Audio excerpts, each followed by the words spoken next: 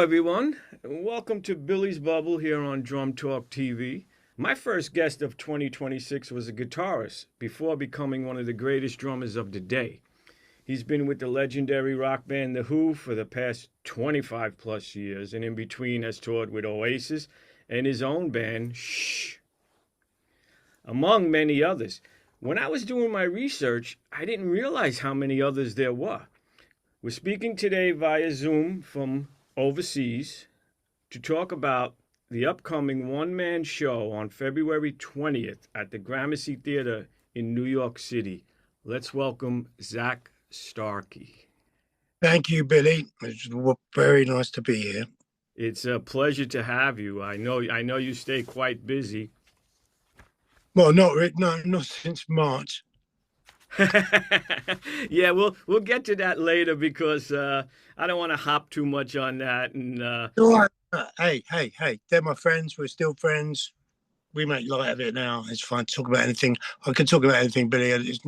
There's no I don't censor anything. I just tell the truth, and if you tell the truth, you're fine.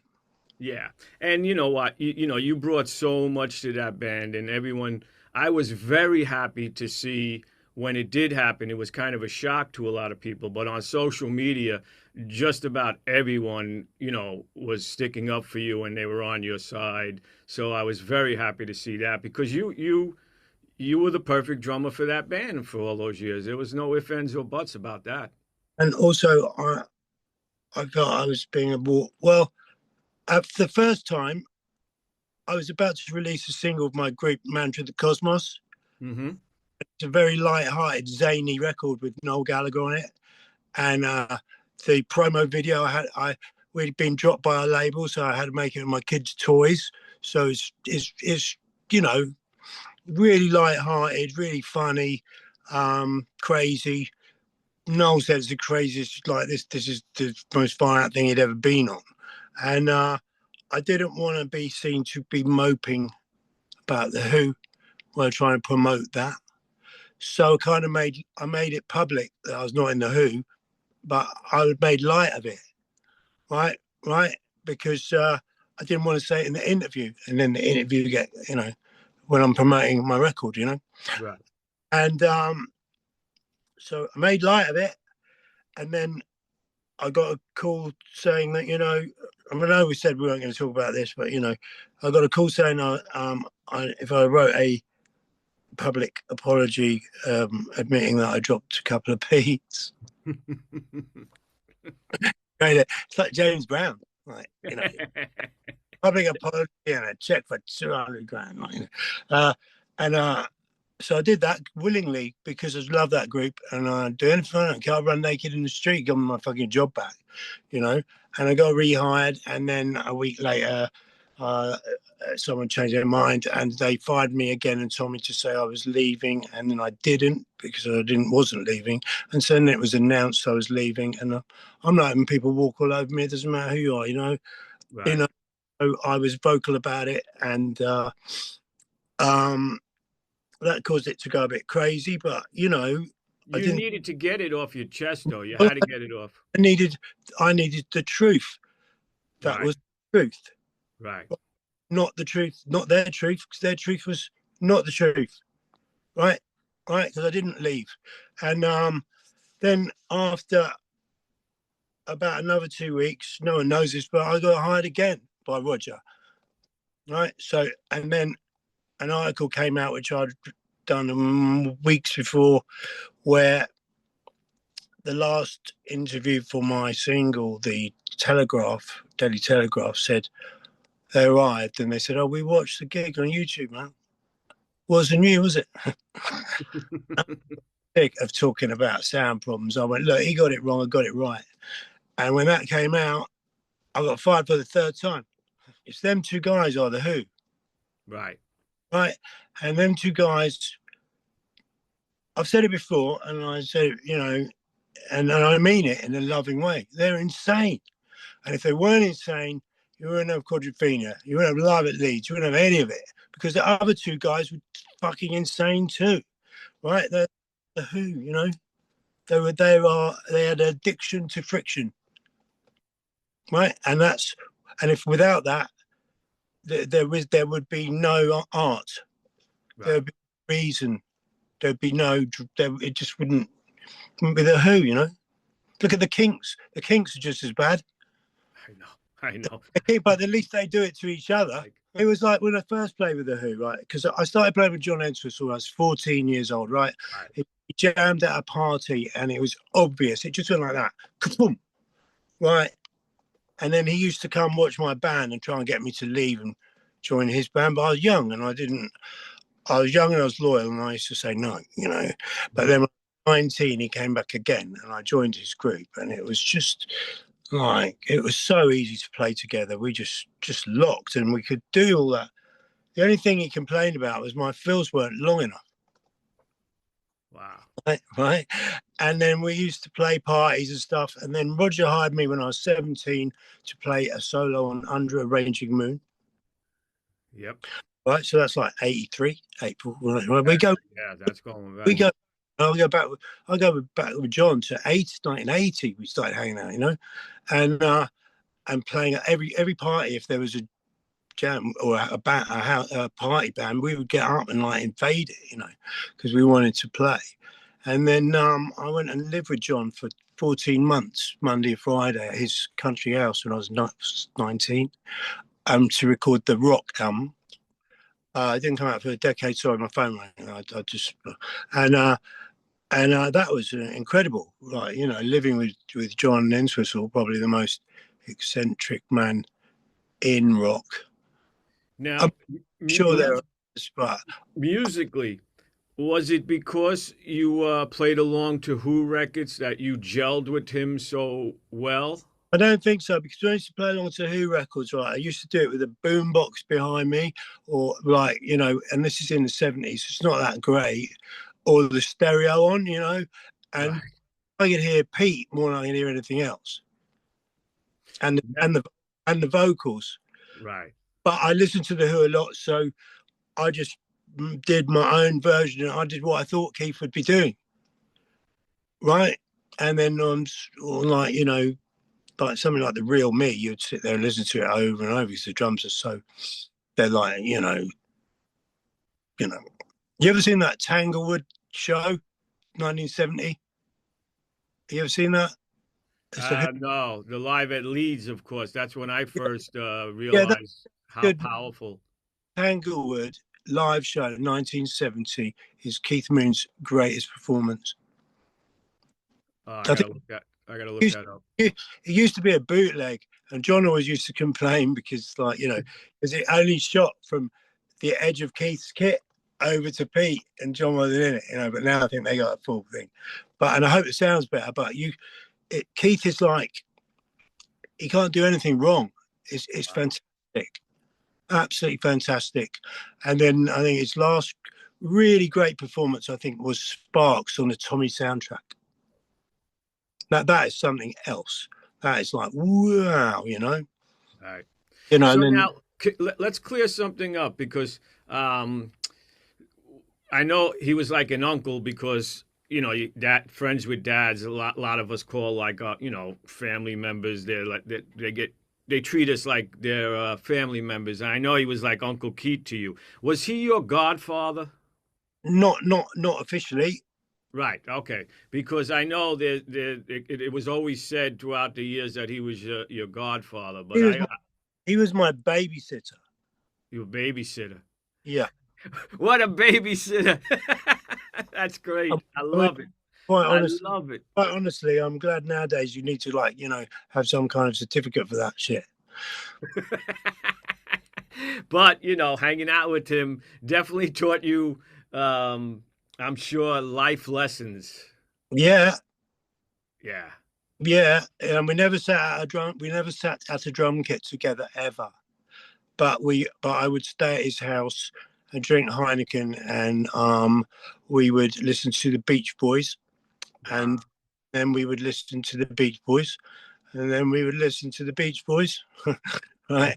And we would talk about girls and surfing, which turns out he only ever did once, and he nearly drowned. Wow. Yeah, I can't see him surfing. Well, he moved to Malibu to be a beach boy because his favorite music was surf music, right? Wow. Okay, so we used to go. Me and my little brother Jason used to go stay there for weekends, and sometimes he would send us home like not, or me, not awfully healthy. And then my dad would, when we home, my dad would like call him up and freak out. But you know, you sent your kids to stay with Keith Moon. What do you think's going to happen, dude? Like, you know, they're not going to come back like with, well, you know, with their homework finished and fucking suits and ties on. You know, Right. And how old are you around this time? from about 10 to 30. I called him. I called Keith on the 7th of September, 1978, to invite him to my 13th birthday party the following week. And someone picked up the phone and said, so a strange voice said, "You have to call back later. He was dead." Yeah, But that was tragic because he was out that night with Paul and Linda and everybody. And I'd been with him 1 month earlier. There's some photographs of us together a month earlier in the drum store. he is it true that he gave you your first drum kit? No, my dad gave me my first drum kit, which is a Ludwig downbeat, a Champagne Sparkle, which he was given by Peter Sellers, who was also a drummer. Yeah. Peter Sellers played drums? But yeah, man. Yeah, check it on YouTube. He's good. He's a jazz drummer, obviously. I never knew. I mean, I loved him in Pink Panther and as an actor in the Goonies, but I never knew he played drums. You know the Goons? You know what that is? Yeah, with George Martin. That's how that whole thing. Spike Milligan was the trumpet player and Peter Sellers was the drummer in the sort of army entertainment in the Second World War. Wow, I gotta look that up. I never knew that. Mm. Cool. That was All right. That'd be a lot more fun than the Who. Yeah, right. Yeah, definitely. Well, they all loved hanging out. I mean, George and Peter, you know, all of them, and Dad, they all loved Peter Sellers. Hanging out, the weird one, man. When I first got with the Who, it was like they never had any contact until side of stage, and then they just nod. Wow. And then they go on stage, and it's like they're all joined at the hip, you know. Wow. And then yeah. Amazing. All right, let's talk. We spoke briefly about the show, the New York show. I'm looking forward to it. How did it come about? And without giving too much away, what's it all about? What can we expect? Well, I really need to give a lot away, I think, Billy, because I don't think people are really grasping what it is. It's right because I hope they don't think it's a drum clinic because I ain't got chops. I know it's not a drum clinic. I ain't got the chops for that, man. I just ain't. I'm a band player. If you said to me, you know, do a fucking whatever they called, you know, double, triple, you know, I'd probably hire someone else to do it. Yeah, no, you play heart and soul and you play music. Yeah, you know, I know some rudiments which were taught to me by one of the great British drummers of today, Ian Matthews, of a group called Kasabian. And if you check them guys live on YouTube, you'll see like he's really a jazz drummer. Right, he's a jazzer. You know, I go in the dressing room, I upset him by saying things like sketches of shit. Right, and you know, I love guys like that because they play to the song and you wouldn't know about the chops, but then if you would see them like at sound check or you would just go hang out or whatever, they play all this shit that like you'd say, oh my God. Yeah, so with Kasabian, it's EDM, yeah, but it's EDM rock. And every now and then he'll pull one out of the bag, right? But they opened for Oasis for a couple of months in 2005, early 2006, when I was playing with Oasis. And I'd already met this band Kasabian they opened for The Who in 2003, I think, just as their first single came out. And they were like babies, you know, but they were really great guys, you know. And so on the Oasis tour, the drummer Ian, we became great friends, and we would go in Liam's dressing room. I went before Liam going there, and he showed me a couple of things which turned my playing around. Like it made me 50% better drummer probably, just from showing me two or three things, you know. And it'd be funny while we were in there like doing this on the table, Liam would open the door and go, "Oh, excuse me, I'll come back later," you know. Yeah, because you're basically self-taught. Yes, I had some. Kenny Jones showed me some stuff because he used to come visit my mum after my, him and his wife would visit my mum after my parents divorced, and also my mother was friends with Andy Newmark's ex-wife Elaine. So Andy and Willie Weeks would come over, and Andy showed me some stuff occasionally, and I used to jam with Willie Weeks, man. That Wow. that was far out. Yeah. That's when I was like 10 or 11. Wow. Yeah, Well, one of the great bass players. and I would go and stay with my dad in LA, and my dad would have a party, and it would be like the band would be there, not Robbie, but all the band would be there. Dr. John would be there. Matt Ravenat would be there. Yeah, Dr. John, right? Garth Hudson, all the bands, Steve Stills, Billy Preston, and my dad. He didn't want to play the drums, so he just sit me on it like I'm performing Seal, right? And then I play with the guys, right? That is, I don't know, I didn't know that at the time, but I'm learning Right. from That's them. the From best way. yeah, Experience, life and, experience. and they rolled with it, man. They rolled with it. They didn't like say get this kid off. Right, Get right. Ringo back on because we're like Ringo's like out of room. And you had that passion. You could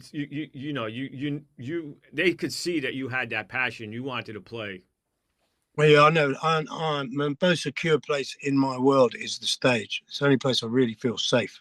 But they have got a great big drum kit in front of me. Like, Right, right. Okay, so speaking about that, so this one man show, tell us, how did it come about, and what do we expect? okay, well, it came about because I don't have a gig, so I had to invent one. And somebody mentioned drum clinics, and I just thought it's you know that some musicians are into that. Like I'm like a band guy, unless I'm watching chemistry happening, or only Jimi Hendrix is allowed to do those guitar solos on his own. I spoke with Pete. So can I have the backing tracks for the Who? So I could play live to them and explain to people how that works, right? And then I took it a bit further and started to, oh wow, I've got a recording of me and John and isolated the bass, right? So the Who's, so basically you're gonna have the guys I'm playing with on a screen playing the song that I'm doing with me, and I'm take the drums out with AI and I do the drums live. I build a click track to my existing drums and then remove them. So I've got a Who set, an Oasis set, a Johnny Marr set, a Ringo's All Star set, a Joe Walsh set, some other surprises, right? But they're all there on screen and I'm playing it live. And then there's Q&As so people can ask me about anything. I've got a million stories about on the road with all these people, and what else is happening? There's I made a film which is all unseen stuff. I made another film to sort of introduce the show, which has got a lot of which kind of it's got unseen pictures and footage, and if it starts to open the show, so that will, if I open the show with that, and it's references like my whole life and everything, then the Q&A section is triggered by that, and the Q&A will be quite early into it, so that'll show. Then I'll do something quick, like I don't know, whatever. I'm not going to say what it is because I know what I'm going to do. Yeah. Yeah, no, we need some surprises. Yeah, well, yeah, and then that's a very short thing that I'm going to do, and I'm going to say hello and explain what I got, and first off take questions about the film, which is just like 15, 20 minutes of unseen stuff of bands that I play with and my family and all kinds of stuff. That that is like I just found a box of like VHS and I know, you know, thank you for sending those clips. Some of those clips blew my mind because I just thought I needed to, let you know that, I'm gonna like as what's going on. yeah, it Right. was great. I didn't know that you played with Jeff Beck. That clip with you and Jeff Beck was fantastic. And Boy George, I always loved Boy George and Culture Club. I never knew that you played with Yeah, but him. Jeff Beck thing, I got a fantastic story about Jeff Beck if you got 5 minutes. I mean, it's Sure. you're right. Well, I love Jeff Beck, right? And I especially love the record Truth. Yeah. Right. I liked what he did, you know, when he went a little bit Coltrane, you know, but and I love Richard Bailey, who's a good friend. Mm-hmm. You know, that drummer. Yep, of Yeah, course. yeah. Richard, I've known Richard since I was really little, since I was about 13, and he had a breakfast band. They used to let me sit in the studio occasionally, you know. But man, them guys are a different world, like, you know. Anyway, so we do this gig with Jeff, and Pino couldn't make rehearsals, so I couldn't ask anyone what's Jeff like, you know, because I never met him. I've seen, you know a lot about him, and I know he's got a great hairstyle, and he's a fantastic guitar player, and I got a message saying we're going to do a tune called "Brush with the Blues." Yeah, you know it? I don't know that one. Do you know brushes? Yeah. I fucking don't. I know toothbrushes in the morning and forget at night. Actually, now that you say that, no one's ever did that. Toothbrushes would probably give a cool sound on a snare drum. Well, I'll leave that one to you, Billy. And Brush with the Blues. So I heard the title. I said, "Oh God!" And Richard, that's Richard on drums. No, it's Vinny. Vinny Caliuta. Yeah, man. And you know, the greatest and most thankful drummer on the planet, Vinny. Yeah, yeah. Thankful is a great thing about that. I read some interviews with him where he says less eyes and me than any other interviews with drummers. You know, and I listen to it, and it's like, I mean, I can go train time, you know, Right. but I can't stir the porridge. How do you get a sound out of that? How does that work? Like, is it sandpaper, drum head, or something? I don't know how you do. I don't know how they make that do that. Right. So I'm terrified. Yeah, and I've got brushes, but I'm like, and Jeff's late for Jeff, and it's almost like Jeff is a mind reader. He walked in. I've got brushes in my stick bag. I'm sitting behind the drums. And Jeff walked in. He ran at my drum kit and stopped right in front of me and went, "Got any brushes?" And I looked at mine and I went, "No, what about Beck's Bolero?" And Jeff went, "Yeah, man." Wow, got away with it. All right, it's like he read my mind. He knew I was freaking out. It was so like, how does he know? You know, how does he know that? You know. So yeah, well, it worked out great. And the amazing thing about Jeff was, I can't play like Vinny.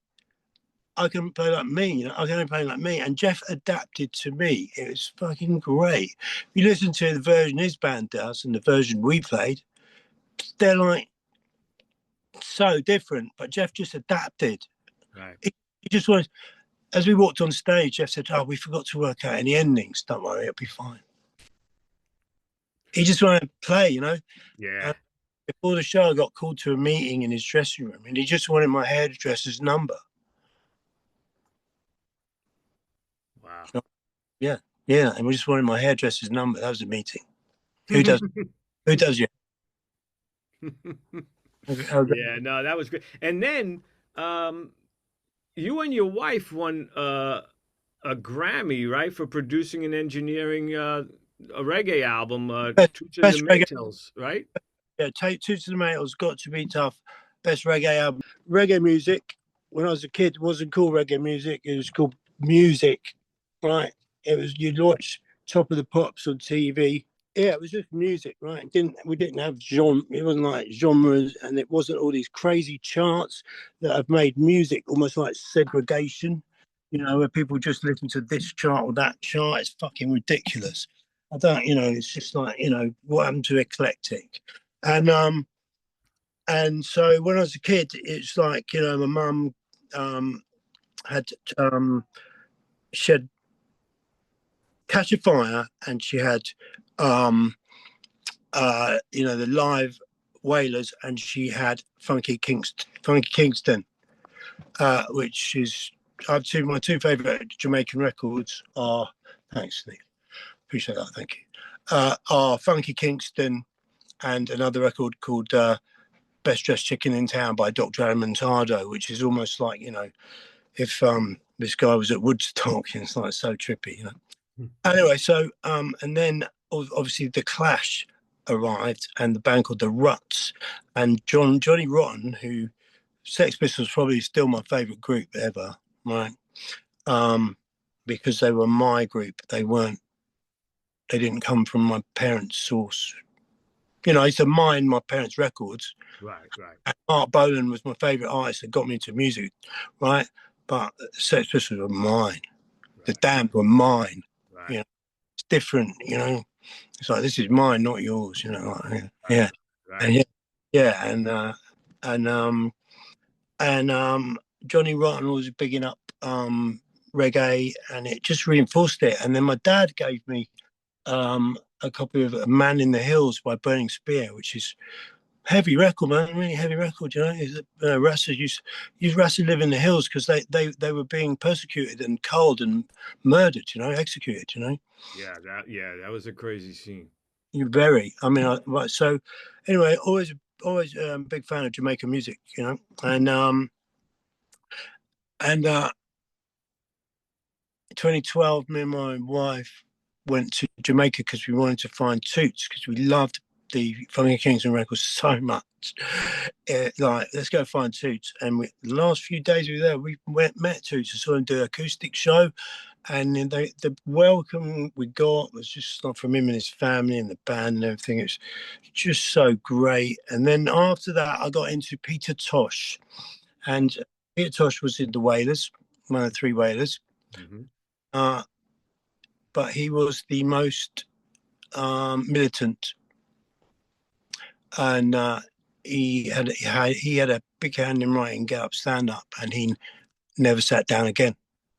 Right, But also he has. If you watch interviews with Peter Tosh, he's an extremist. I don't want peace. I want equal rights, and I'll fight till I get them. But also, he'll then look in the camera and kind of do.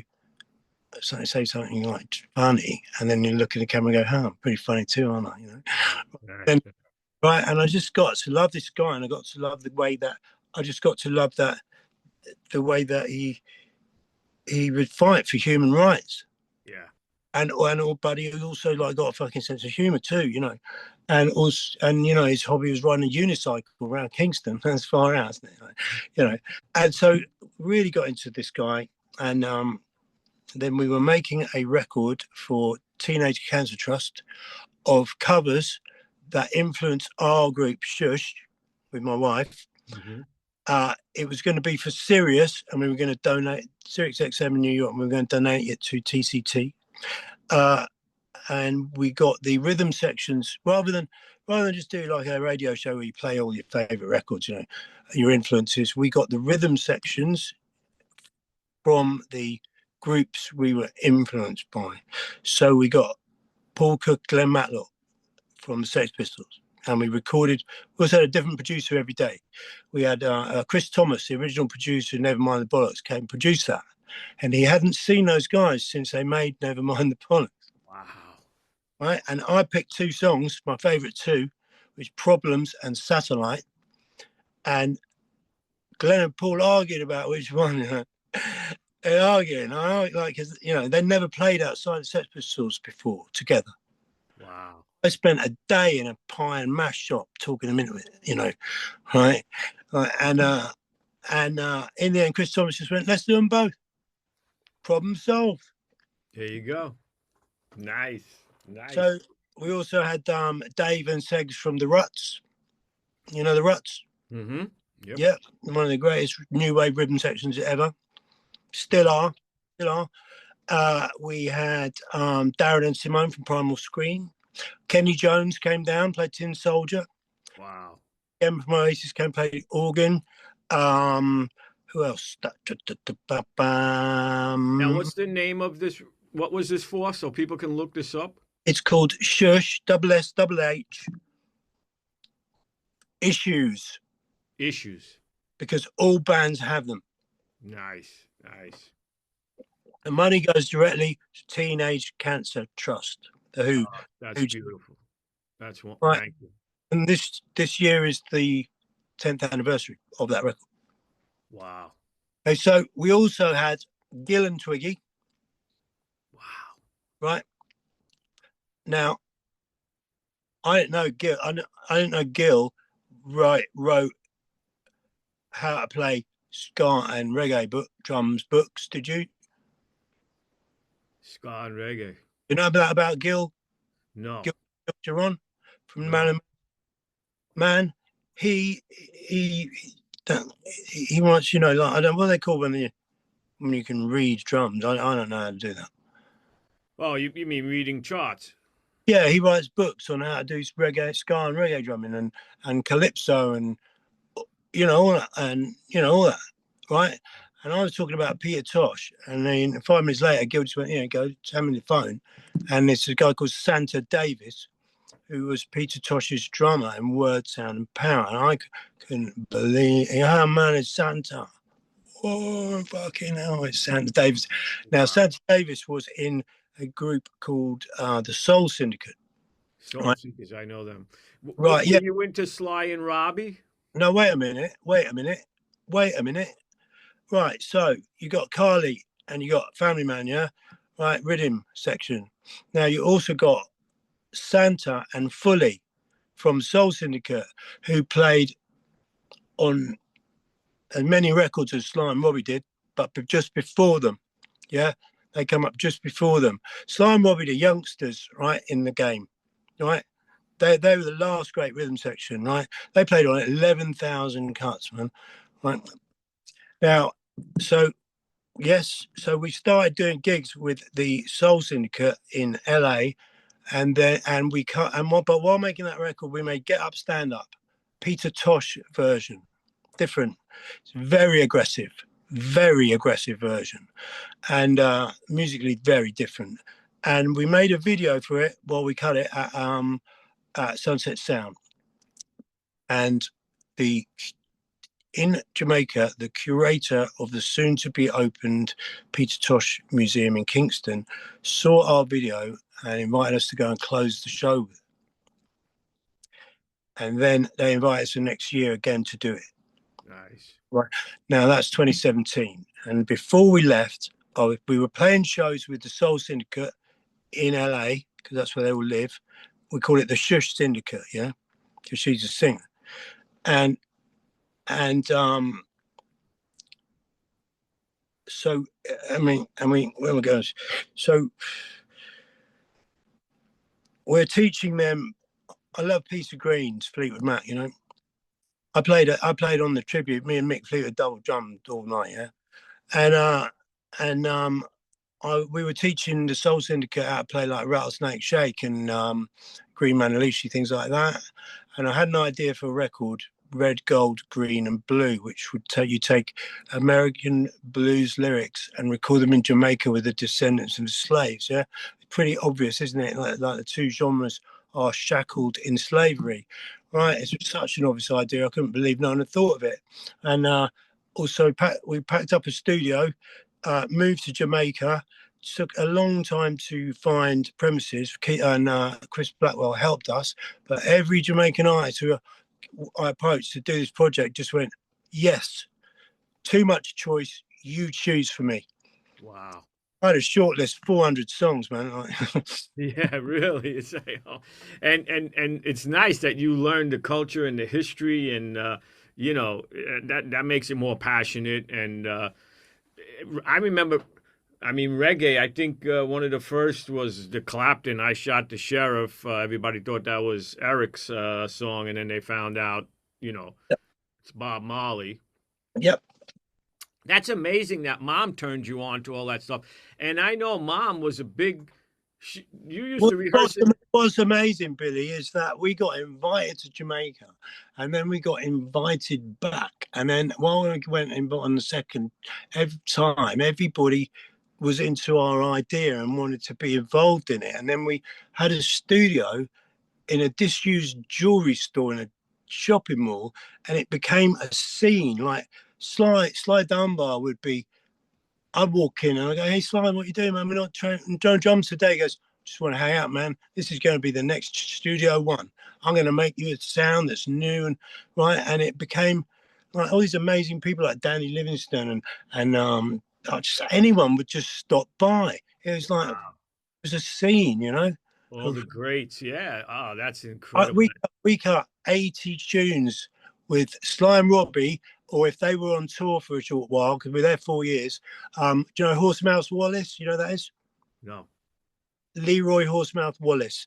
He was in Inner Circle. See a movie called Rockers? You know that movie? Ruckus. I You heard know? of that. Okay, he's the drummer in that. He's a star of it. And also, and the bass player be Jackie Jackson from Toots and the Maytals. Right. But we worked with Toots many times, and that's so we made it. You know, Toots was the last record we made there. Now, were you playing both drums and guitar on some No, of that?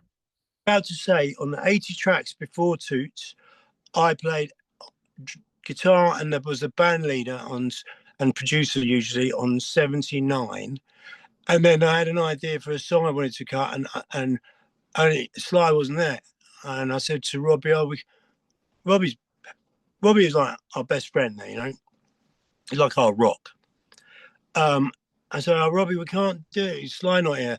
And Robbie went, "You are here." Oh, fucking hell. All right. And so I got to play the drums the first time ever. Like, you know, yeah. And I'm going to be doing that because I played on that. I'm doing that in the show with Toots, Robbie, and Johnny Marr are on that. Nice, nice.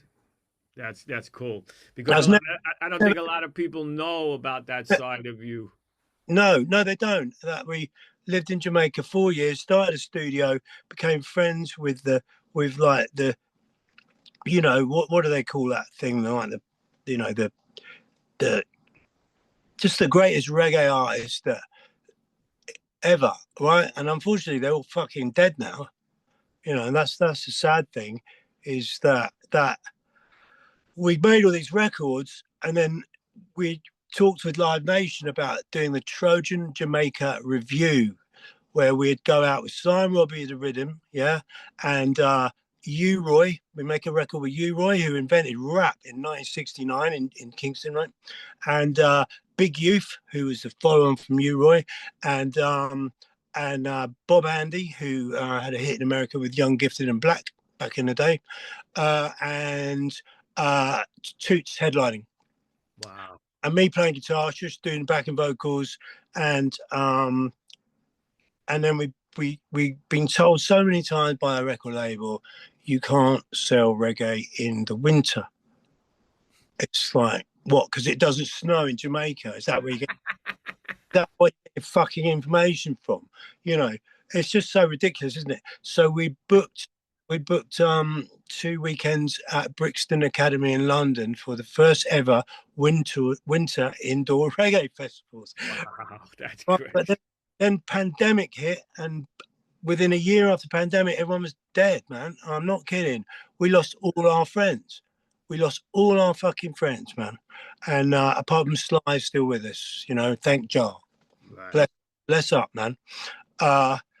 You know, it's far out, man. You know. Yeah, what a learning experience and a music experience. I mean, that's great. It's like you wouldn't believe how well, firstly, what a surprise it was, because I hadn't planned it like that, and I didn't realize it's like, you know, and I nearly bought a wah pedal before I went, and then I thought these guys are going to think I'm a fucking idiot showing up with a wah pedal because I'm in Jamaica, you know, and I just went there with a whole bunch of ideas and energy, and guys, and these people buzz off it, you know, they buzzed off it, and my wife is the same, you know, it's very high energy country, and you stand your ground, right? You got to be feisty, man, you know. Yeah. You used to carry a gun, you know. You ain't got it with you now, have you? Yeah, no, it's dangerous. Even in Africa, certain parts of Africa, it's it's anywhere where there's like third world countries, like life is cheap. Yeah. Yeah, no, but that's great experience. Now, is your wife going to be part of the show with you? No, she's not. I'm cold. Hold on 1 second. Hey, Nick, can I have some more water, please? Thank you, sir. No, she's not, because she's doing art, and her art is starting to take off and people are buying it. So she should be doing that. So no, she won't. Okay. But it's unfortunate, really, because she has a primal instinct about music that I've sadly, cynically lost over all these years. When I saw you when you were in the city, God, that probably 10 years ago when we were downstairs. Was it at Santo's party house? Yeah, Was- I forget where we were. Or Tommy Price's wife had invited me. God bless Tommy. Now we lost Tommy. I love Tommy, man. He was so great. It could be at the, was it at the Django under the Roxy? Yeah, Okay, Marky Ramone was DJing and Mick Rock DJ'd. yeah. Clem, And then Clem you Burke, were you Clem were Burke, playing guitar. yeah, Clem Burke was our drummer. Clem was there. Yeah, Clem was there. There's a picture of me, you, Clem. And then there was another time the drummer from Stereophonic was playing Yeah, drums. that was at Santo's party house. Yeah. That was a good night. We were That was at that show for Kenny Laguna because we were going to sign to Black Heart, but right. it just Right. wanted a record deal. The record deal didn't happen. Oh, and there's the tie-in, I guess, between Stephanie and Tommy. Well, they're just Joan had just been the greatest ever opening act for the Who for like 2 months. Yeah. Great act of all time. When we go on stage after Joan Jett, the audience were hot already, man, red hot. You know, she's amazing. Yeah, yeah. Unfortunately, I just saw her at Tommy's memorial, and then I saw her in concert with Billy Idol at the Garden. She's amazing, man. Yeah, She wrote all them like Runaway Shoes and that. She's amazing. So, when did you become aware of the fact that Dad was a big deal in the music industry? Last week. I love it. I don't know.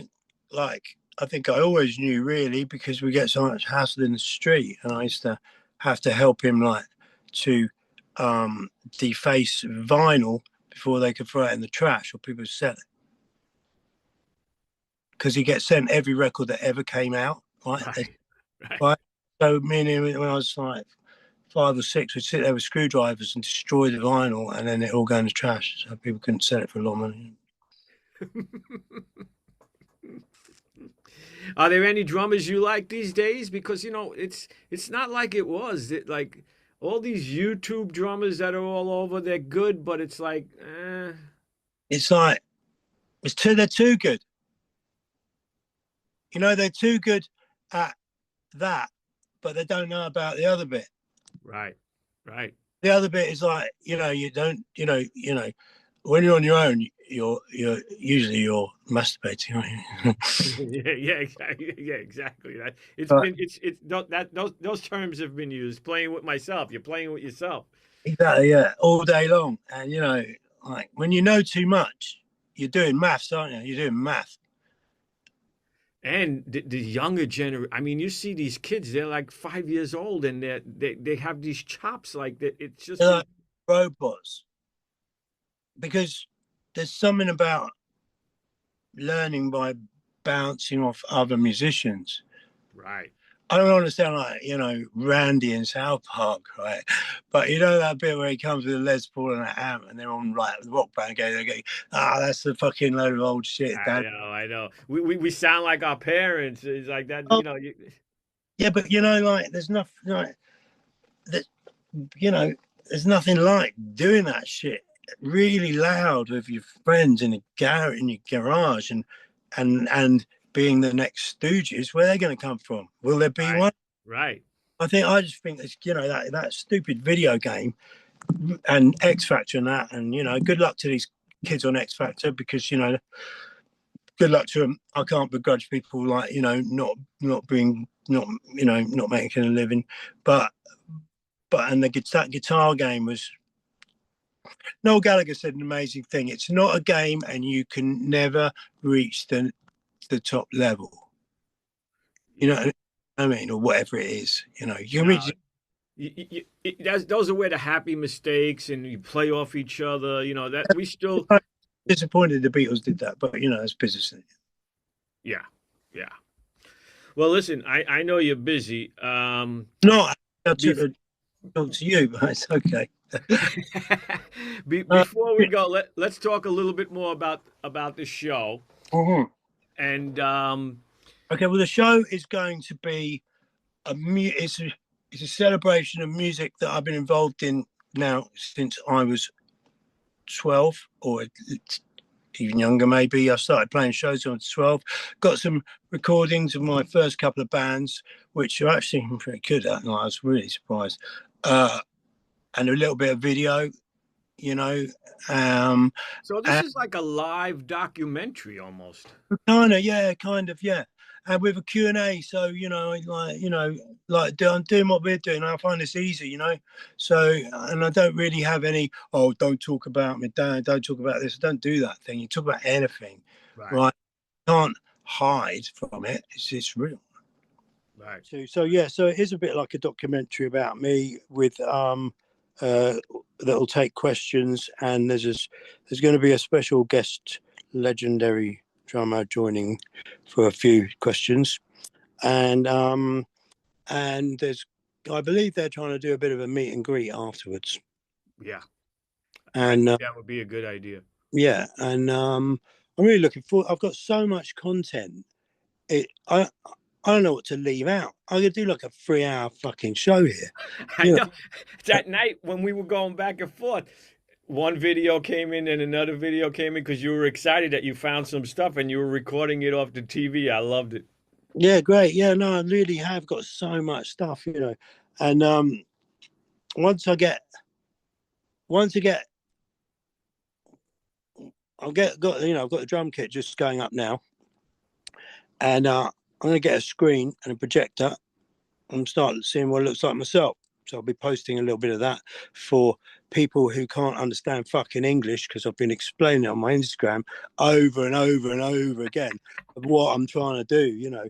And I know. and I'm getting like people coming back, you know, like the people helping me put it on, going, "Oh, no one understands what you're doing." What they fucking like, you know, like, can't they read? You know. You're gonna be there and you're gonna play. Yeah, and everyone else is going to be on a screen, and there's going to be all kinds of films no one's ever seen, and backstage footage, and a few home movies with my family, you know, when I was a little kid, and Nice.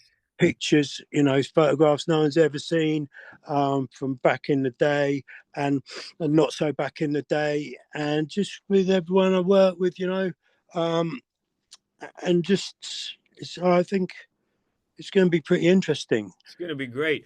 Are you going to have the show filmed? Are you going to film it even for Yeah, I yourself? am, because if it doesn't sell out, there's only going to be one. Yeah. No, but it's good to film to have. I No, mean, I it's get it, definitely but yeah. if it doesn't sell, then I'm not going to get it. It's not going to.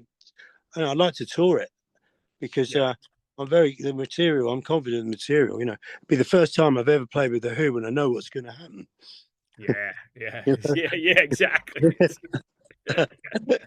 That's great. Well, Yeah, listen, thank you so much for taking the time because I know you don't like to talk too much about drums and press yeah. No, look, dude.